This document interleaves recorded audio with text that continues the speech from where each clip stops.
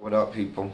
It's me, L Teddy 27, Angry Teacher Chronicles, and this is my review for Queen Sugar season. What season are we on? 4. Yeah, season 4, episode 11. Child, y'all, I be forgetting y'all. So, we started the episode with Micah and Kiki getting ready for the prom. They're dressed. They're at Charlie's house. They're getting ready. All this, that, and the third. And it's real cute. Mikey got his little hair done. I love his suit. I don't know what Kiki got on, and I don't know what her hair got going on. Y'all could have did better. Whoever does costumes or hair or whatever, her hair was a damn mess. Just a damn mess. Anyway, we learned that Kiki's going to be going to Tulane, which is where Nova went. Micah's going to Harvard. Harvard. Alright. So, and so, there's the whole big thing, Charlie's trying to be motherly. She even tries to give him this umbrella. And Micah was like, no, there's only like a 10-15% chance of rain. I'm not going to need this, so forth and so on. So, yeah. And he declines to take the umbrella. Meanwhile, after they leave, we still have, because everybody who was there was, it was Vi, Hollywood, Charlie, and Nova. They were all there to see Micah and Kiki off. So when they leave, you're left there with Vi, Hollywood, Charlie, and Nova. And you see Vi is, not Charlie. Nova is trying to, see if she can work her way into a conversation with Vi. No parts of it. She ain't having no parts of it. And so her and Hollywood leave. Nova and Charlie then talk about the upcoming town hall that Charlie has. And Nova gives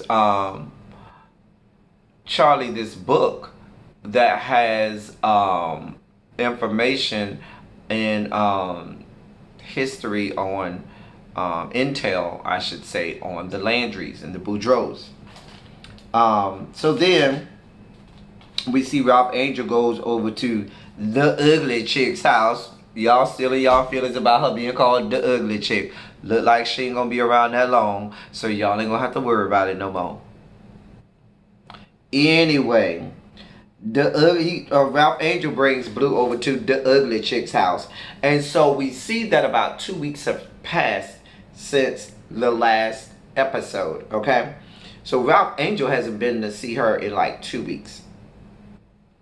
And you can tell he wants to tell her everything that's going on, but he doesn't at first.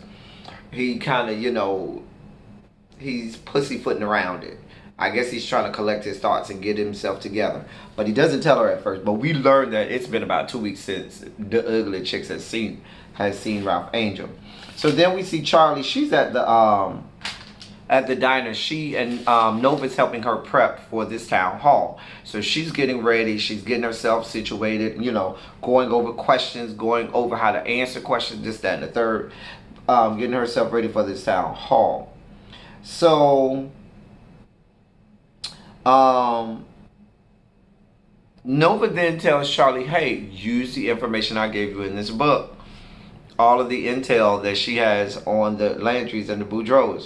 And so she kind of says, I don't know, I want to just, do it the old-fashioned way and just prepare and have myself ready for this town hall. And eventually, she succumbs to, wanting to use it. And so Nova gets a text or a call from White Boy Cop. White Boy Cop tells her he's coming in town. Because I think he stays in Philadelphia? I think he stays in Philadelphia now. But White Boy Cop is coming in town. Says he's coming in town for her birthday. Then we see Nova at home. And White Boy Cop arrives. And they were supposed to go out to eat, and then they have dinner. They decide, because they hear like thunder and stuff, and they decide to, have dinner at home instead of going out in the rain. Next we see Mike and his friends at the hotel. The friend, the friend decides that he's gonna try to spill some tea. So the friend say, "Oh yeah, you know, when I tried to get the room, they asked me about another room, and I was like, no, we only got one." Basically, he said, "Oh, Micah, you got another room on the side that you didn't tell us about." Trying to say, we know you and Kiki about to go get it down, bitch. And so everybody, because it's like maybe about, I would say about 6 or 7 of them there. And if I'm not mistaken, wasn't that the boy who was in jail? Isn't that the guy who was in jail?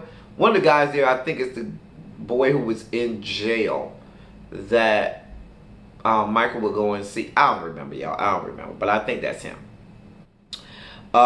Anyway, but then it starts to rain. I mean, it's thunder and lightning, raining real bad. Power goes out, and I'm sure Michael thought in his head, "Damn, I should have took the umbrella like my mom wanted me to." So then we're back at we're at Aunt Vi's house.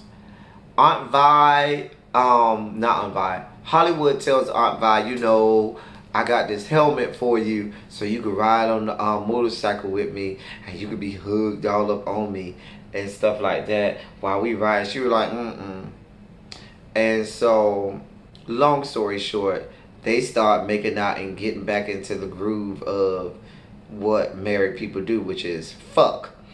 and which is refreshing because you see Vi is getting back to, you know, being intimate with Hollywood because, hey, let's make no bones about it.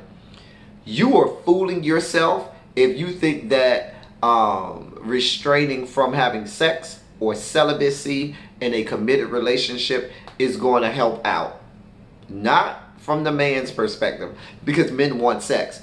Even if they're going through stuff, even if they're emotional, even if they got a lot going on, they still want sex. And I know that women tend to be the opposite. Like women, well, not all women, but sometimes it appears that women sometimes when they're going through things, they try to, you know, back off from doing stuff sexually, or sometimes they may not feel like being as intimate. Men, we want it all the time. Whenever we can get it, I don't care if we is mad. We're going to do it mad. It might be even better. So I'm glad to see Vi having sex again. And her and Hollywood start to do their thing. She started to take off her clothes. And you know me, I ain't here for the geriatric sex, you know. Hope she took a Geritol. Anyway, so back at the hotel, Micah and Kiki are talking. And Kiki, you can see she's in her head. She's apprehensive. She doesn't want to have sex. And so we learned that she had been preparing. She's been on the pill for 6 weeks. She's been on birth control for 6 weeks.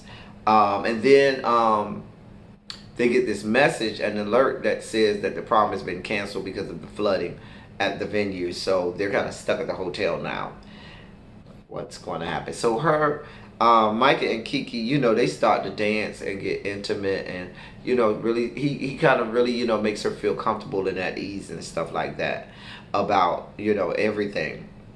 Back at the ugly chick's house, Raw has this conversation with her, and he finally lets the cat out of the bag. He tells her, "Listen, I've been going to see Darla every day." And the ugly chick, you can see she was drawing that straw. She was pulling that straw. She was trying so hard to keep it together. And he just came right out and told her, "Listen, when she hurt, I hurt. When she bleed, I bleed. I can't explain it, but it is what it is." And the ugly chick is like, "That's so beautiful, but I ain't playing second fiddle to nobody." So basically, she knows that it's over. It's over. And he breaks up with the ugly chick, and she's the ugly chick, but Darla ain't shit, okay? Because Ralph Angel admits that he's still in love with Darla, and this is exactly what Darla wanted. And I hate that, even though I'm not here for the ugly chick, I ain't here for Darla ass either, because that bitch ain't shit. Because you go over here breaking up happy homes. And I am somebody who's a card carrying member of Home Wreckers Are Us. And if I know that I have, if I know I have that kind of pull or that kind of control over one of my exes, and I know everybody that got those exes that you know you can get them a call, and it don't matter if they laid up in bed with their boo, wife, or whoever, I can call them and they will get out of bed and fly to my attention. And sometimes you do it just because to, hype up your or pump up your own ego.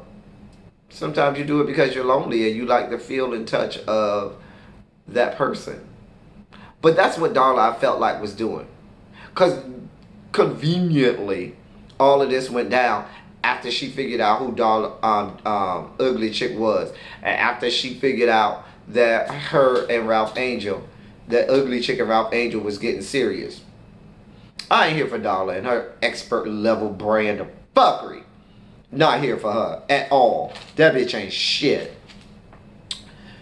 So they break up, and now I know some of you all are thinking, well, what does this mean for Blue and what's the little girl name? Zway, Zwig, whatever her name is, Zwa, something with the Z. And she was like, well, we might try to figure out something with the kids. Translated, our kids ain't hanging no more either, because I don't want to see your punk ass anyway. I mean, if sexy as Ralph Angel breaks up with you, you don't want to be confronted with seeing him all the time anyway. See all that sexiness walking by you and you know that you can't have it no more? Not here for it. So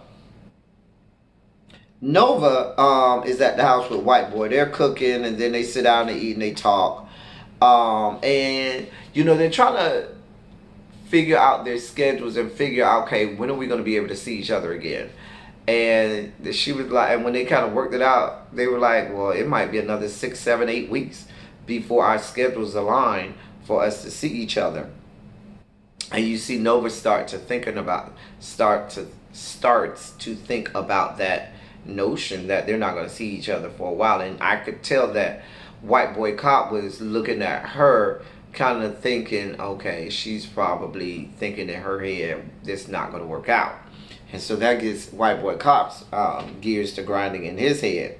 Then they send us back over to Vi's diner, where Charlie is still prepping. Nova has left and Charlie is still prepping by herself for this town hall. And so what happens is, in walks Jacob. Jacob comes in. Charlie's not here for it. Jacob tries to warn Charlie about his mom. And Jacob says, listen, you don't know what my mom and my family is about to do to you. They are about to destroy you and your whole family. Whatever you did to my mom, I've never seen her like this. She is, at threat level red, DEFCON 5, okay? And you need to be afraid. And so he goes into this thing talking about, oh, I know my mom is like not this, my mom is not that, but you must have did something, alluding to you must have done something to my mom. And so Charlie is like, oh, really? And she plays the recording that Ralph Angel took from outside of Francis Boudreaux's office when Charlie went and confronted her. And so Jacob is taken aback at some of the statements and comments of his mom, because Francis Boudreaux tries to sell to people that she's not that way. She's not racist. She's not, as bad as the rest of her family. And apparently she's even tried to sell this to her own son. I don't buy that either, because I don't think you're nobody's child and you don't know all of their racist background. But anyway, so he's taken aback, I guess you would call it. And they begin to have a conversation about race, Charlie and Jacob about race. And Charlie eventually says, you need to drop out. Because he was like, oh, I can't believe that my mom is this way and something has to be done. And so Charlie says, well, why don't you just drop out? He was like, no, well, maybe once I get in office, I can work, to fix, the relationships between the races. She's like, And then she pulls out the book that Nova gave her with the intel, and she says, I think I have a plan. Vi and Hollywood are back at home, and this is the afterglow, dear God. And they talk about, and they throw around this discussion again about Hollywood having this support group for men. And they start throwing out names and so forth, and they basically wanted to be a spot where they can feel comfortable. And as much as Vi tried to put out that, oh, this is good, that she's okay with it, I paid particular attention to the fact that she stated that, oh, well, I thought I was the only one that you felt comfortable really getting all your thoughts out, or really telling your innermost feelings to. And I could tell, to me, that you don't say that unless that's not something that you want to keep. You don't want everybody else to have that kind of access to your man. You want that, all for yourself. And I can't say that I blame her. I mean, anybody who's in love with somebody, you do want to have something or some amount of that person that's only for you and for no one else. And you feel violated when other people start to share that thing with your mate. Everybody can identify with that. So then we see Ralph Angel back at Darla's house. He goes over Darla's house. It's late. We find out Darla's been avoiding Blue as she's going through this relapse. And Ralph Angel tells her, listen, I don't like this. We also get that Ralph Angel hasn't been honest with Darla and told Darla that he still is in love with her from this conversation too. So then we're back at Nova's house. White boy cop tells Nova, well, him and Nova have sex, dear God. And I couldn't deal. I was so glad that scene was over. So because I already told y'all how I feel about Nova and White Boy Cop.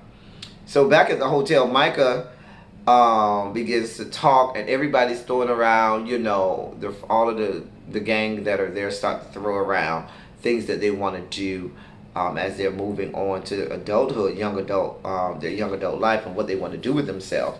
And Micah, frankly, has no clue. He's clueless as to what he wants to do with his future. And I wonder how that makes the other kids feel, because here Micah is the one who has so many resources available to him, and he seems to have access to so many things that they don't have access to, but yet he gets the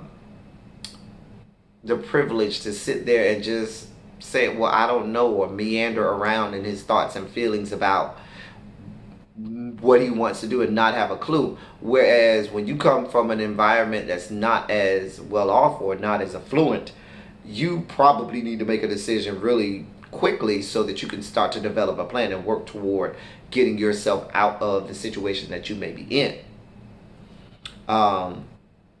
So back at Nova's house, Nova and the white boy cop are sitting in Afterglow. And any conversation you have in Afterglow after you laid up in so-and-so's arms, and y'all had sex and the sex was good, you will talk about all kinds of shit that ain't gonna never happen, ain't real, and ain't, sound judgment. Okay? So white boy cop talks to her about moving back to Louisiana. And I wasn't here for it. I don't know if he's serious. I don't even know if they're compatible with each other anymore. And I don't think they know. I mean, they're just lusting in the moment at this point. So we'll see how that plays out. Back at Darla's house, Ralph Angel comes out. They have this long, drawn-out conversation, but he eventually tells Darla that he is still in love with her. And I'm not here for her, because this is exactly how she wanted it to play out. She has even neglected her own freaking child just for the opportunity to try to get back with Ralph Angel. I mean, don't get me wrong, Ralph Angel is a fine something. But now you're neglecting your own child. I notice you ain't neglect no time with Ralph Angel.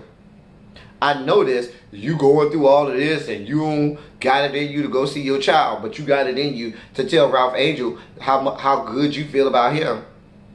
Girl, bye. Girl, fall back.